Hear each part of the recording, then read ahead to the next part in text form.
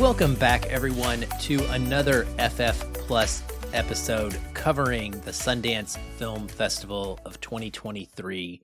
I'm your host, Aaron White, and today, for this episode with me, is a guest who needs no introduction. He is Patrick Beatty from Patrick Beatty Reviews and See It or Skip It on ABC4 Utah.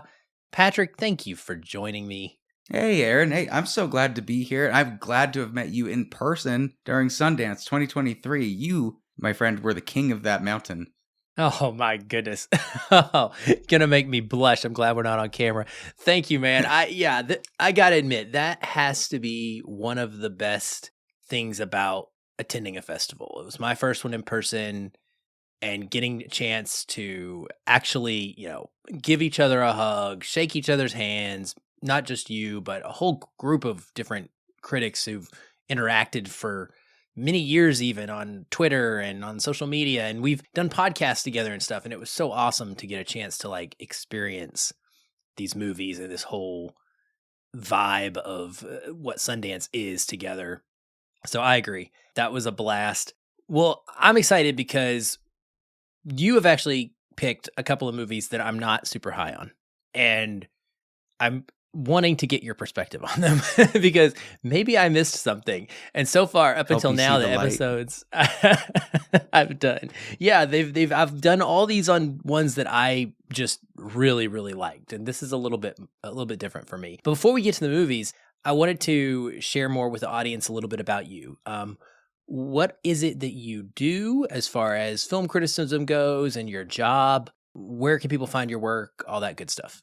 Yeah, well, thank you. I've been reviewing films for a little over 8 years now, started on YouTube, and funny enough, the 2020 Sundance was kind of my big break, and getting to do the coverage and, hustling really hard to get as much as you can get, whether that's you've got literally one question that you got from somebody, or maybe you got to do a full press line and have tons of content to be able to give. That propelled me into an opportunity with ABC4 Utah, where I did Friday Flicks on Good Things Utah for the past 2 years. And now you can catch me on ABC4's The Daily Dish, where I have my own weekly segment called See It or Skip It. Basically, we cut through the noise of just whether something it has a 5 out of 5 or an A+ score, any of the rating system. At the end of the day, most people are just wanting to know, is it worth my money and is it worth my time? Should I see it or should I skip it? And so that's the premise of that. And so far it's going really good. And it's really exciting to be on with you. That's awesome. I really respect that approach personally. I think even as someone who does assign ratings, and I'm kind of obsessed with tracking stats that are, come along with your ratings on a letterbox. They're fun. I agree with you.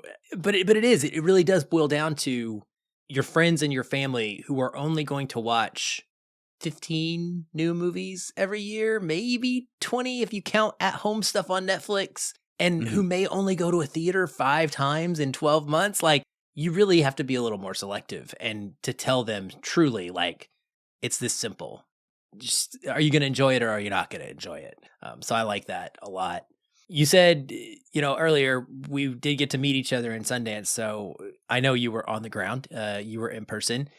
You just mentioned. Well, let's talk about how we met each other, because that was hilarious in itself. I was walking in, getting in line to pick up our press credentials, and literally I watched you walk out of the room and kind of right next to you. And I don't know if you saw me first or if you might have spoken to me first, but I saw you coming from there, and I was like, "Ooh, that's Aaron. That's cool." And then the same exact thing happened the next day. I was just in line for something, and suddenly you and the great Colby were just right there. Hey, Patrick. Yes. I remember the Sundance rep was like, "It's Patrick." And I was like, "I don't know if you know me. You're just saying that." Yeah. Everybody in Sundance Lines is awesome. That was a lot of fun, but I didn't recognize you. You had a mask on and you were much shorter than I expected. And so social media lies. Talk about that part. That's the facade, man. You can't tell people who's behind that. But no, I didn't even notice. And I was shocked because I was like, whoa, holy cow, this is amazing. But that was really a neat way to kick things off for me as well. It was just nice to have that happen. That was on a Wednesday night too. The festival didn't even start till Thursday. We were right at the opening of the press line together, getting our badges because we're tryhards, I guess.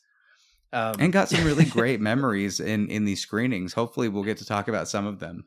oh, I think so. Yeah, yeah, definitely. Well, that's kind of one of the things I wanted to ask you before we get to the movies was how was your Sundance overall? What was your experience like on the ground? You said you started back in 2020. That was a COVID year, so I'm guessing you did it virtually. It wasn't. Like COVID was on the cusp, right? Like we Hmm. were all checking, and there was some stuff coming out about China having this illness, and it really hadn't hit. Like it wasn't like it's in the United States now, we're about to lock down. That wasn't until like March or so. So January, it was just a lot of people say that is where some of like COVID actually started, was because people were coming internationally for Sundance. But honestly, the bigger thing, and I talked to you about this in line, was we were all at Sundance at the same time that oh, why, how am I already forgetting the name? The NBA player that Kobe, passed away no, on, yeah, was it Kobe Kobe? Bryant passed away. Yep. Hmm.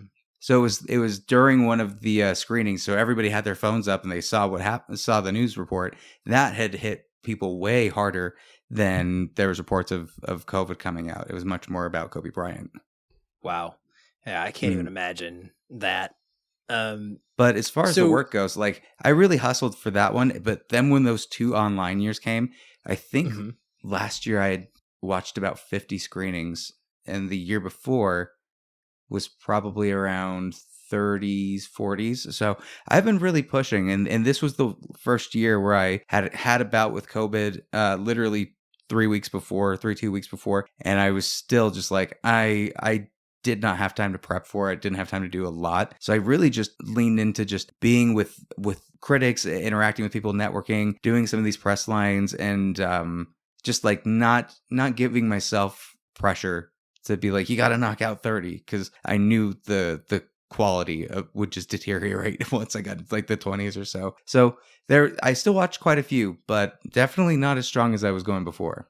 Yeah, I will be interested to see how it evolves for me in the future because I did, with it being my first year, I pushed super hard. And I As you mean, well, you should though. I know plenty of people who got into the 50s and 60s, but most of them were strictly watching at home the whole time and didn't go to the festival, which I think kind of, when you're in person, it definitely limits the amount of movies you can watch while you're there Mm, because you've got to deal with these lines and you've got all these other conflicting opportunities like hanging out with your friends and going to a sports bar or going to a press mm. line or watching a panel and all of that. I still clocked in, including a 4 or 5 shorts, I think right around 45 total. And I'm very content with that and also very exhausted of Oh yeah. of those like 20 or so or whatever that you ended up seeing. Did anything stick out to you outside of the three that we're going to talk about? We aren't going to be talking about still a Michael J. Fox film, which I think was incredible.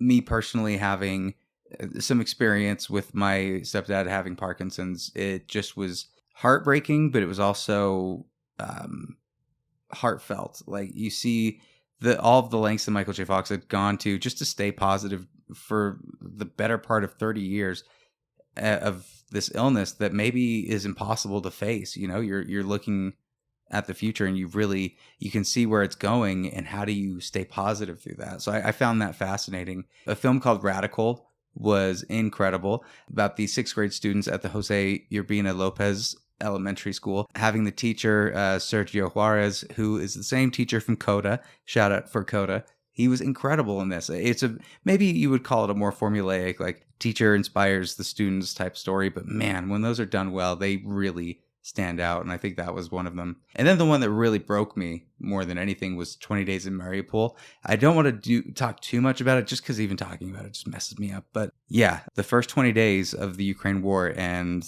they don't shy away from anything. So yeah, it's rough watch, but a very good watch. Historical documentary. Yeah, that one I watched back to back with Beyond Utopia, another like Oh, absolutely soul crushing documentary. And it really? was Saturday night, like the next to last night of the festival, and I was just done. I was like, this is insane. I can't keep going. But Hmm. 20 Days in Mariupol was my top documentary of the fest, just edging out Yeah. still. So you're picking like the two that, well, I take it back. That's not counting Stephen Curry, which was up there for me as well.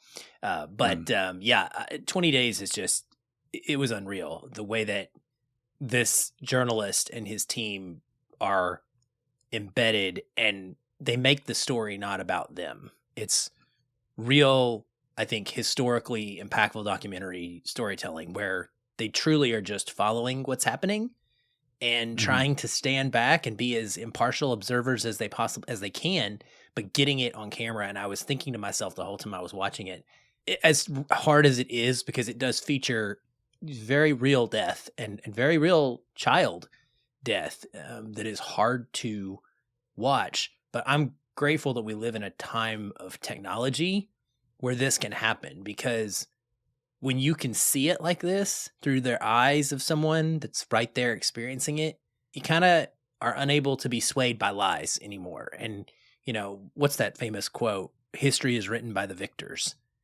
And to an extent, being able to have something like this video evidence of what took place, kind of puts into perspective reality and helps to fight off someone who may try to spin it in a different way later down the road. So yeah, it was very tough.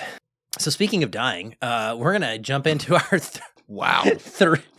Okay. Don't you dare cut that. Don't you dare. I won't. You leave that in. I won't. I'll own it. We're going to jump into the 3 movies we're going to discuss and review here. The first of which is called Sometimes I Think About Dying, from the studio CAA. As of right now, this film does not have distribution yet.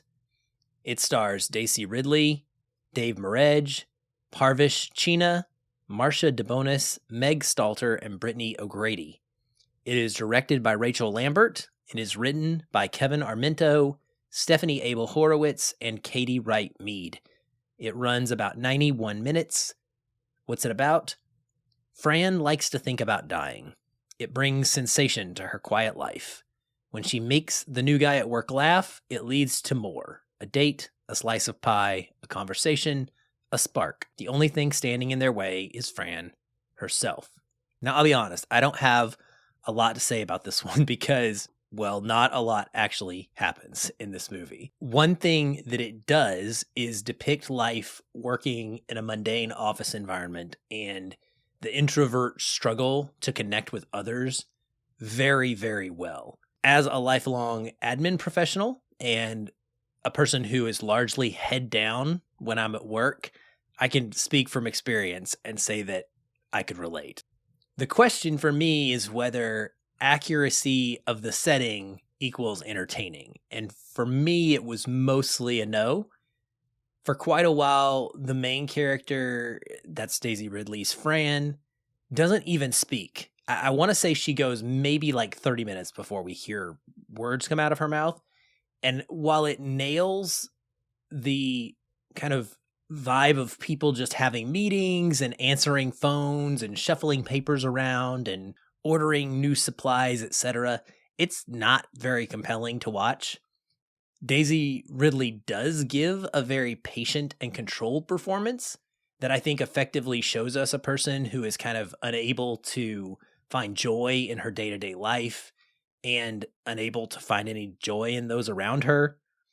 It's really a dialed down piece of work since she has practically no personality to speak of. And again, it feels accurate, but it just was kind of boring. Dave Marege enters as the new coworker and sort of love interest who she strikes up this sweet friendship with. He has a love of movies. That's something I really enjoy in pretty much any film because it connects me with characters right away. I can share that passion. And he uses that and his charm to kind of attempt to break her out of her shell over a series of dates. And their growing interactions are what I liked the most, but I still felt like it was largely kind of full of empty calories by the time it ended. And unfortunately, this is what I would say is a short film concept with maybe 45 minutes of really strong story that kind of gets stretched to about double that. It is based off of a much shorter short film. I don't know, around 10 minutes or so long. So I understand expanding that, but it did feel like it went on a little bit more than I needed it to. I do also like the what I would call artful depictions and presentations of the titular visions, because what happens here is, Daisy Ridley is thinking about dying often. She's just lost in her head, and so instead of watching these sequences play out in like a very campy way where it shows her, I don't know, walking off of a mountain to her death, it just kind of gives you like a still framed. I mean, it really truly it looks like a painting. And I thought that they were really interesting the way that they did those. And the characters do have some sweet moments together that I found really delightful, but overall it just felt a little too dull for me to be able to widely recommend. That being said, I think Patrick may have had a slightly better experience with this for me. And so I'm curious how his reading of this was. Am I way off base, man? Are you ready to like just shake your head and finger point at me? No, in fact, no, I was just picturing, me dead somewhere and just, blissfully moving on. Oh gosh. I think gotcha. I think you are apt in your description of it being a slow-paced thing. I think back in I can't remember if it was 2021. It was a show with I believe it's Julie Gardner, The Assistant. Do you remember that film? I do. It was really harrowing one about sexual harassment. Right. But the way that they depict like the office boredom, the mundane, every like just going and getting coffee, walking back and forth. I could not stand that. Like it was I was in the same camp that you are for that film, but I think the difference between the two that made me more drawn to Sometimes I Think About Dying is in the sense that maybe all these characters seemed more realistic. In The Assistant, you have those secretaries and the other people that are associated with the main character that just are kind of like the sweet bros and stuff, and it's in a situation that's really insane, that they're being a part of that. With this, everything is kind of scaled down and put into just an office, just any office. And it's not necessarily about what the power dynamics are and how people are abusing power, but it's about how coworkers interact with each other and how a socially inept person just can't connect with other people. Me personally, during most of my film review career, I've been in customer service jobs. I've worked for Apple, I've worked for Netflix customer service, even StubHub. And it all kind of is the same when you think about it. When you go in there, your middle management team is always the same. They're always going to have way too many meetings, and those meetings will include finding out what your favorite food is and introducing a new person in the most cringiest way possible. And the awkwardness of just, we're all actually here to work, but we're going to try to have fun too. And like that dynamic of trying to connect with people, but also not really knowing how. I thought that was fascinating.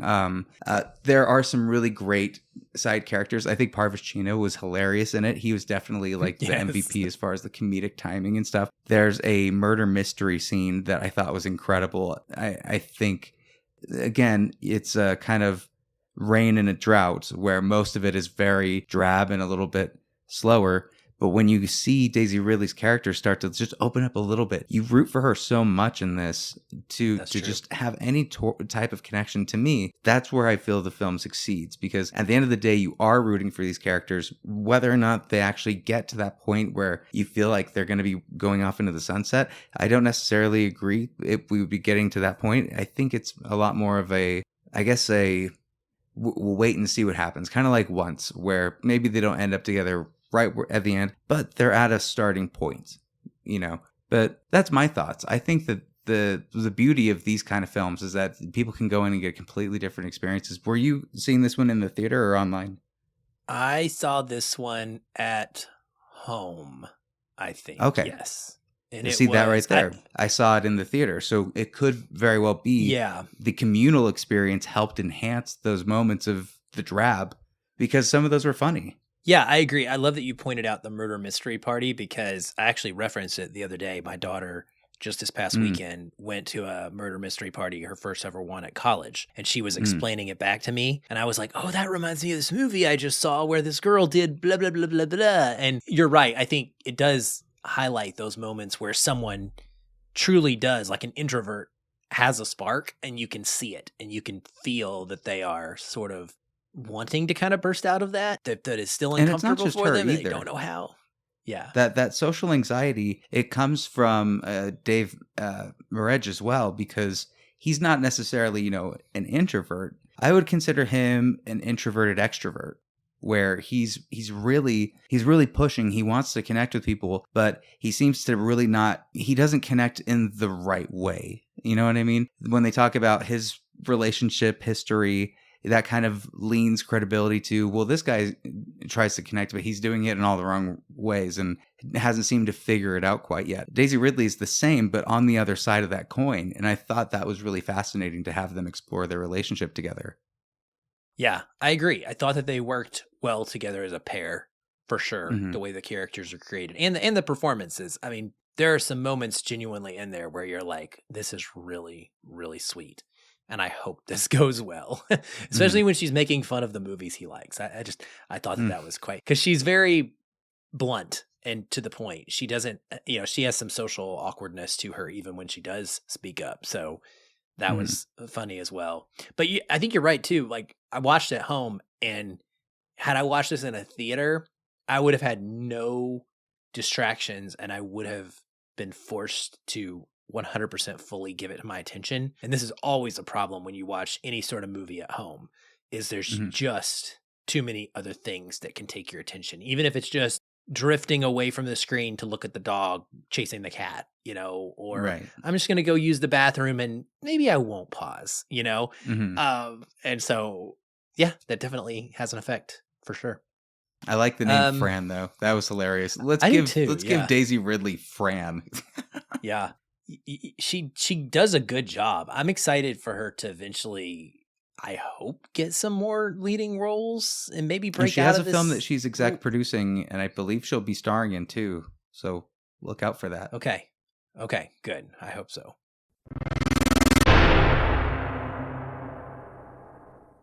Well, the next film is called The Pod Generation, from a studio called MK2. So many of these, never heard of. Also has not gotten distribution yet. It stars Emilia Clarke, Chiwetel Ejiofor, Rosalie Craig, Vinette Robinson, and Jean-Marc Barr. And it is written and directed by Sophie Barths and runs about 109 minutes. What's it about? Set in a near future where AI is all the rage and nature is becoming a distant memory, Rachel and Alvy are a New York couple ready to take their relationship to the next level and start a family. So plenty of science fiction stories have taken aim at the human race's growing reliance on and obsession with technology. But The Pod Generation is like a satire. And like a lot of satires for me personally, it works, but with mixed results. At the center of it is Rachel, this character played by Emilia Clarke, who is an AI developer and is climbing the corporate ladder and bringing home the majority of the family's income, while her nature-loving botanist and somewhat technology-averse husband Alvy, that's Ejiofor, maintains an in-home greenery, and he tries to convince his biology class students that real things still matter in a world where they are much more worried about convenience and recreation of things than they are trying to grow them for real. Rachel and Alvy ultimately end up deciding to have a baby through this future world's new pod system. And the way it works is large sums of money get paid in order to have conception and gestation of a child take place inside of this artificial womb, aka pod or egg. And then everything from feeding the baby to playing it music all takes place via an app on like an iPad or your cell phone. I really enjoyed that and the future tech ideas in this movie and how they poked fun at the ways in which we might distance ourselves from the closeness of raising a child. And I thought that the dynamic between Clark and Ejiofor worked really well, especially because at some point in the film, they kind of switch roles and they swap perspectives on how they're viewing this impending pregnancy.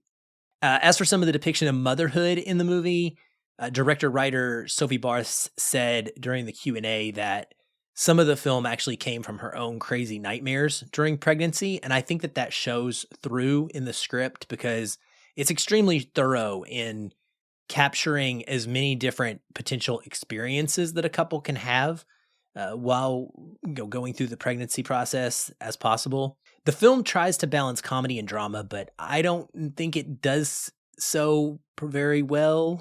I'm trying to say it nicely. There are stretches where the story starts to feel really repetitive and even drawn out. I think that the movie is far too long.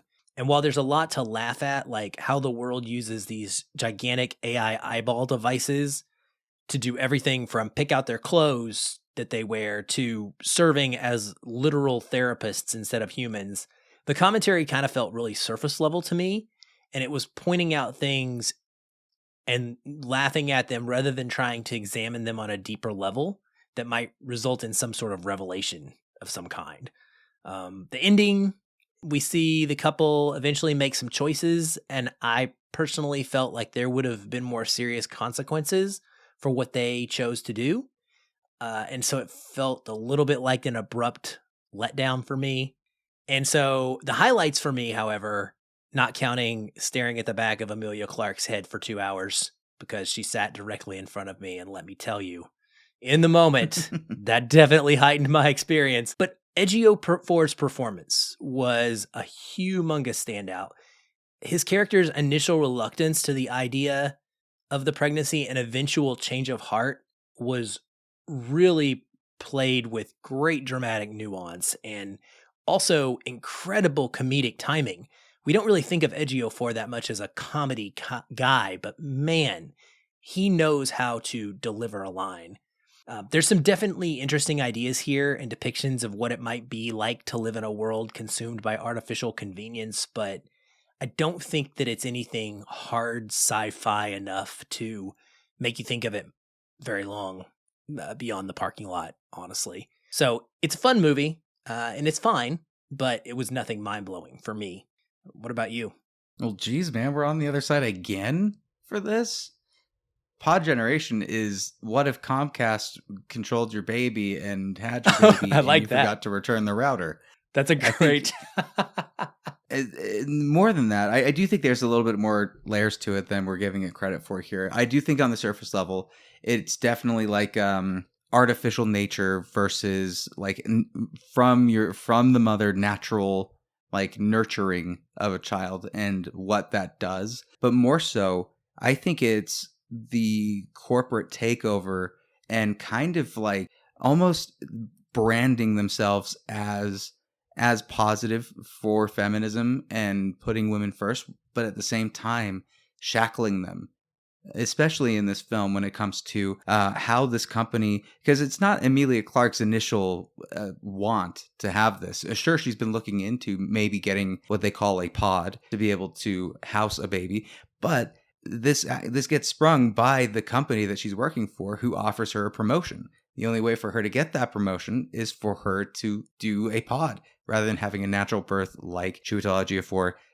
has been wanting. He's a botanist, so he's always going with nature. He's doing things with trees. He's teaching classes and trying to like, look at this apple. And they're like, did you eat that from a tree? And it's like, yeah, you crazy, which is fun. I loved seeing like his switch up for it. But more than anything, the gender roles are switched in this, where we see what can a man that could actually sling a baby around his stomach, what could that do for him? What could that do for his bonding with the child? Maybe if he's stay-at-home dad, how that bonding works, which is something that happens now, even with gay couples, with them looking to have adoptions. There's so many different ways to have a kid nowadays that it was fascinating to see a company wanting to have a kid in a weird way. It's like, what if a company could make it happen for you, but they still have copyright material and like you still have to go by the same rules of if you like buy a movie off iTunes where it's like, well, you don't technically own the movie. You don't technically own the baby. I thought that was pretty fascinating. To your credit, though,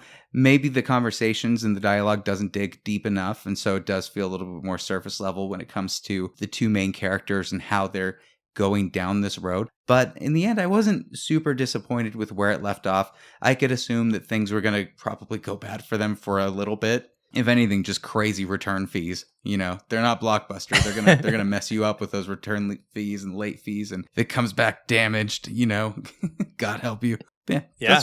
I don't think it was, again, not as bad, but I can see your points as well. I'm gonna ask you for your see it or skip it recommendation on this one. Like, do you see this being something that like a general audiences would enjoy in a theater or on Netflix, or not at all? What do you think? Well, I mean, are we going to Twitter and the fake film verse or the real people? No, real people, like your friends and family. You know, I think they'll find it interesting. If it were put, Okay. Here's the thing. I don't think it's a theatrical one. If it's in theaters, I'd say skip it because I don't think the people are going to go to a theater for it. But if it's like one of those Vudu exclusives or they're putting it up on Prime Video for $9.99 to rent, I'd say it's worth it.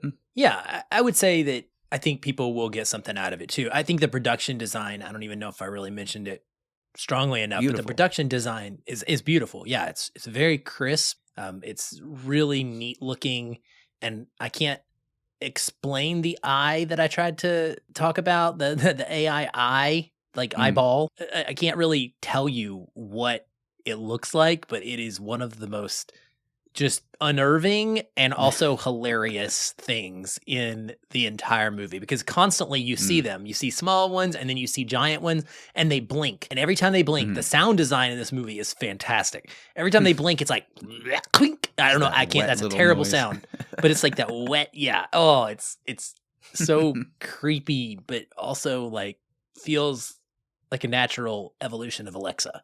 You know, at the same time, you could really believe that we would get to this point, which is kind of scary.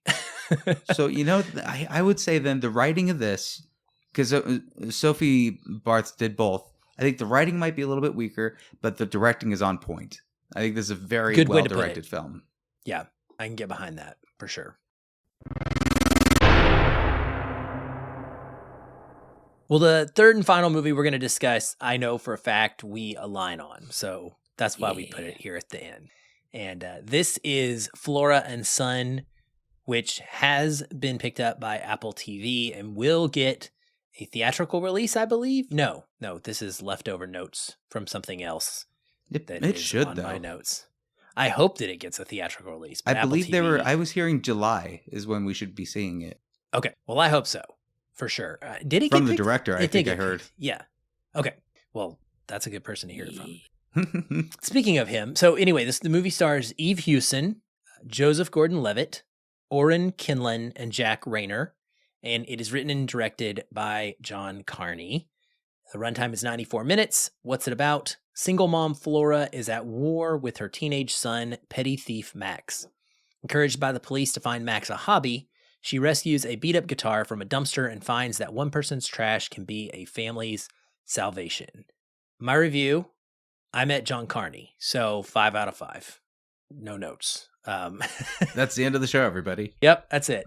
No, I did accidentally bump into John Carney, and it was incredible. I was actually trying to find Patrick, coincidentally, and I walked into the press line. I don't know why they let me in because I wasn't supposed to be there at the time, but I guess I looked like I belonged and turned around, and there was John Carney. I got to say hello. He said hello back and made my day. But honestly, I'll try not to let that influence my review.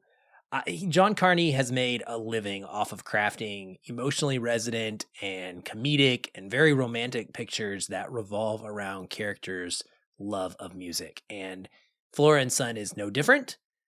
Wouldn't want it to be any different. But it is the first time that he has centered a story around a family in this way. And the first time he set his movie in modern Dublin as well. Flora is this single mother of this teenage delinquent played by Max. Very good performance by Oren Kinlan. I believe it was his debut, and he really impressed me. And she's trying to move on from her ex-husband, Ian, played by Jack Rayner, just in a very, very funny role for him. she does small-time jobs like babysitting, and she isn't above stealing a few bucks here and there, or as mentioned in the synopsis, dumpster diving to find the right birthday present.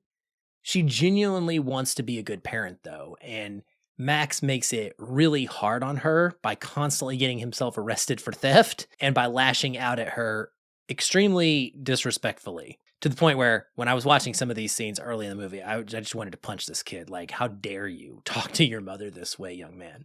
Eventually, she decides to learn the guitar herself and ends up meeting Jeff, who played by Joseph Gordon-Levitt, who is this LA-based virtual guitar teacher.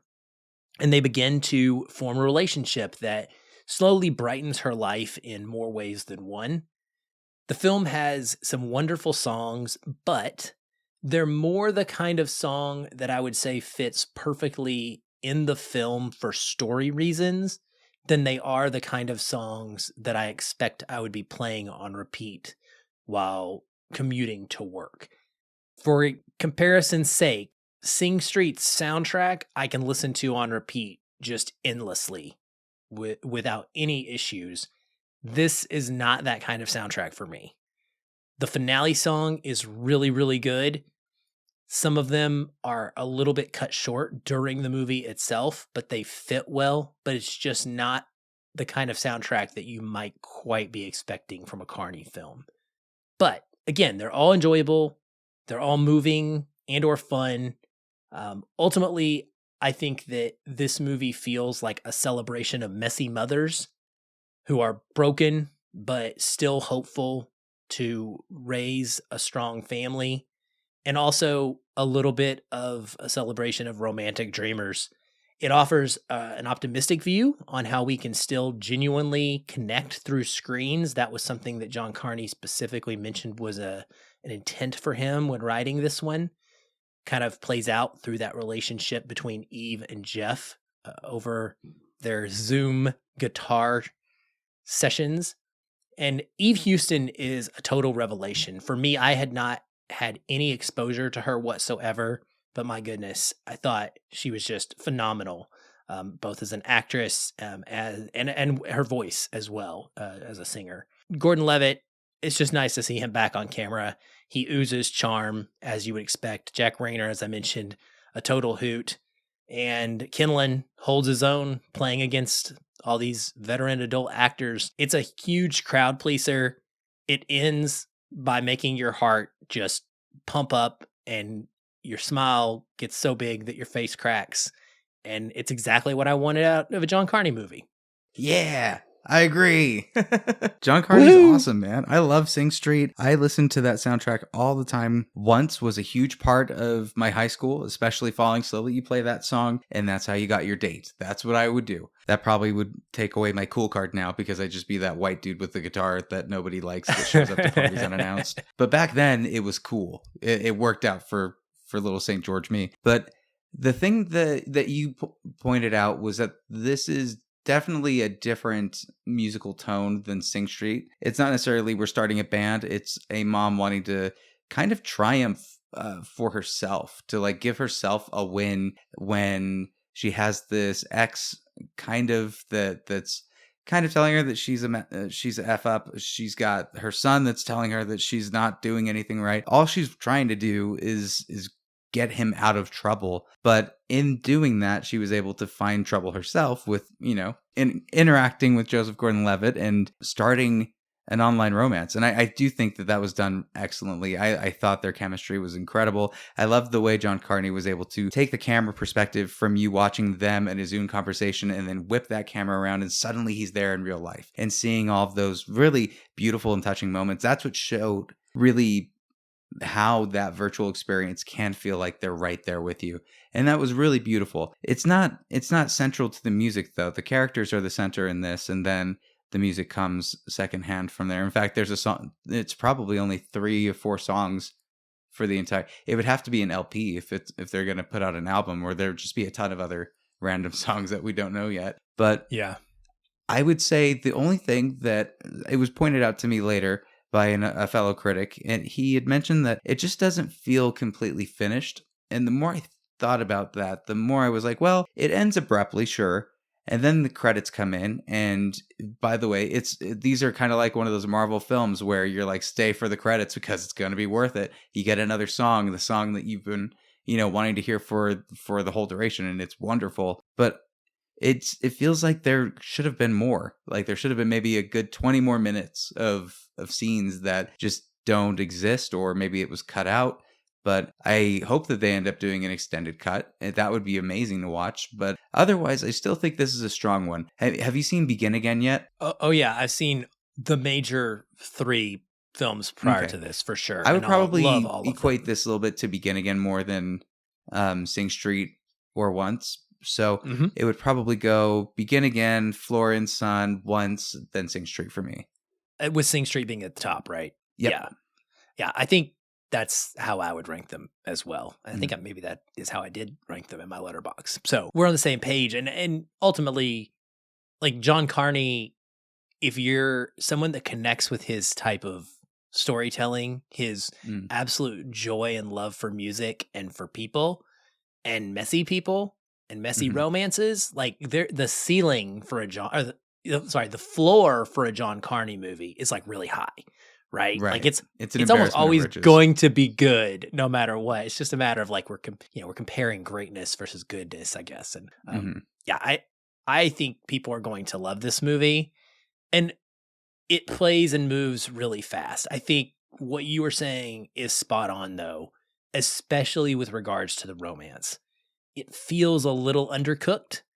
And I think maybe there's a bit of confusion. He's trying to do 2 things at once. He's trying to kind of give her a little bit of a confidence boost as a person coming off of this broken relationship with her ex-husband, and wants that character to experience this romantic kind of interlude in her life, but he's far away, and there's this more pressing issue of her romance essentially with her son, her love story with her son, of trying to grow in that relationship and make it, a more mature one and respectful one. And so it's a tough thing to marry both of those competing interests in someone's life. And so I think the romance side does get a little bit lesser attention than the familial story, which, I would have watched more. So I'm down if they want to do an extended cut for sure. Sure. Not going to hurt my feelings. And put some more songs in there too. You got time now. Go write them. We were at the world premiere for this one. Freaking awesome. Good time. Got to see the cast come up on stage for a Q&A afterwards. And the young man, Oren Kinlan, who plays the son in this, there's a song that he creates in the musical, and he sang it. For lack of specificity, I don't want to give it all away, but he performed it live for us. Give it all away. We recorded it. Tell them where to watch it on your thing. That's a good. Yeah, it's on my YouTube. Oh, I don't know. I'm not good at this. Yeah, that's true. It is on my YouTube. Or did you recorded it? This is the one you recorded, and I said, give it to me. Yeah, we got to pitch it to you.